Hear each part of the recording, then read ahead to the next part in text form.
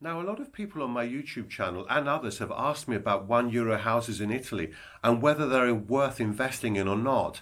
I'm going to give you 10 reasons why I think they're not such a great investment. I'll give you circumstances in which you might want to buy these €1 houses, and then my conclusion at the end. So, my 10 reasons are this. Number one, it's only a symbolic price. So you're not going to pay €1. You'll end up paying a lot more. And a lot of this will be decided by the local town hall, who may insist that you spend at least €15,000 on renovation works. But anyway, it's probably going to cost you a hell of a lot more because most of these places are in a really, really shocking and dilapidated state. Number two, what I also don't like is that more often than not, you have to put a deposit down. And many of these small town villages have asked for €5,000, and you won't get that deposit back until the works have been completed. And if you don't complete, you'll lose your deposit.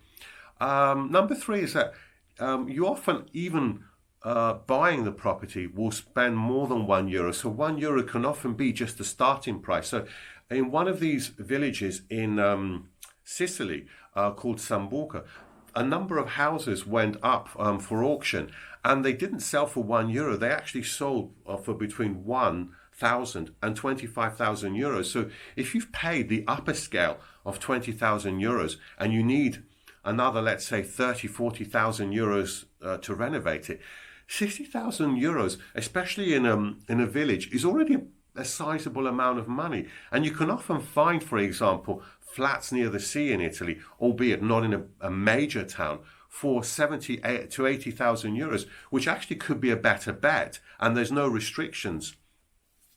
Number four is that what I hate is that you're going to have to deal with the local Italian builders and work people, and they see you as a foreigner. Believe you me, they will try to fleece you because they will know you're a foreign buyer. They will want to get as much money as possible. It's their chance to make a lot of money. And the problem is that the labor costs anyway in Italy are quite expensive. They were nowhere near as expensive as countries like here in the UK, US, France, etc. But they're not going to be particularly cheap, like in, for example, an Eastern European country, Bulgaria or Romania. You will end up paying a lot more than you would there for renovation works. And also, in these small villages, you don't normally get hardware stores, so you'll be popping to big towns to get, for example, even some of the basics.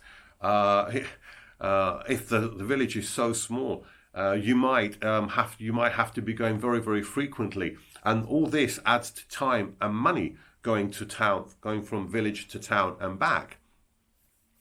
Number five, as I said in a previous video, Italy is very, very bureaucratic.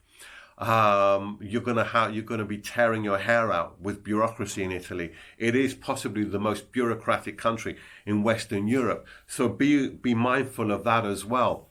Number six, yes, they are selling these places for €1, but there's a reason, as well as the houses being very dilapidated and needing a hell of a lot of work. These villages and hilltop towns have been depopulating over a number of years. Nobody wants to live there. The population of Italy is going down anyway, so you're not going to get people coming back into these villages. You may get a little bit of a rebound. You may get 30, 40 people deciding to come back, but you're not going to have a good future because anyway, there's just no work here as well. And often these places are a long way from towns and cities. And because a lot of these are being sold in the south of Italy, a lot of these people that live there have emigrated for good. They've gone to either northern Italy or, more often than not, they've actually gone abroad to work. So there's no future, and that's why they're selling for such a small amount of money. Number seven as well, take into account you're still going to have to pay legal fees, notary fees. Often there'll be an estate agent involved as well. So bear in mind you will have extra buying costs. Number eight, and this is really a big one for me, it's going to be really time consuming to do this project. So you're going to have to be there and monitor it and spend a lot of time.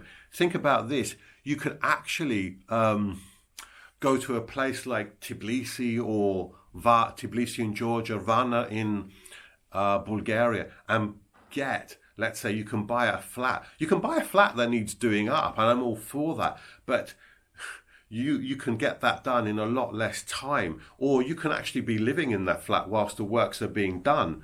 Whereas here, you're going to have to manage it either being there or from abroad, and managing from abroad, in particular, managing Italian builders from abroad, that is the ultimate nightmare, I think.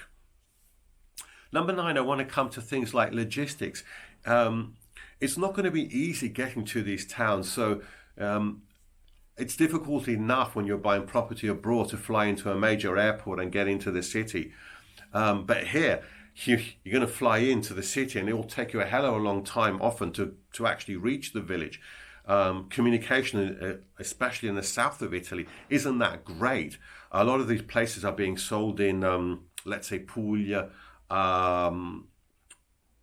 Sicily, and Calabria, and the communication here is not great. Now, the train system in Italy between major cities, in particular from Milan to Naples, absolutely fantastic. But in a lot of these more southern places where these houses are being sold, it's not so great. So you'll have a lot of problems with logistics. And also, whilst these works are going to be done, where are you going to stay? You're going to have to stay in the village, so you'll probably have to rent somewhere as well. So this will add to your extra costs while the works are being done. And finally, number 10, and this really, the only interest I had with this was when I saw there were some flats coming for sale in Taranto, which is a fairly major city in Puglia in the south of Italy. And they were being sold in a city where you've got a population of 200,000 for €1. And I thought this may be interesting, but then I realized there's restrictions. You can't actually do them up and sell them. You're going to actually have to either live in them, or at worst, I think, at best, I should say, you can actually use them as holiday homes, but you can't actually sell them because the local town hall will not let you do that. That I found really off-putting. I don't like these restrictions. I also didn't like the restrictions where you had to, once they gave you the go-ahead, you got to do the plans, which is time-consuming in itself, and you actually had to go ahead after 2 months. You actually had to complete within a certain time. These are all restrictions which you don't have if you can buy property by yourself.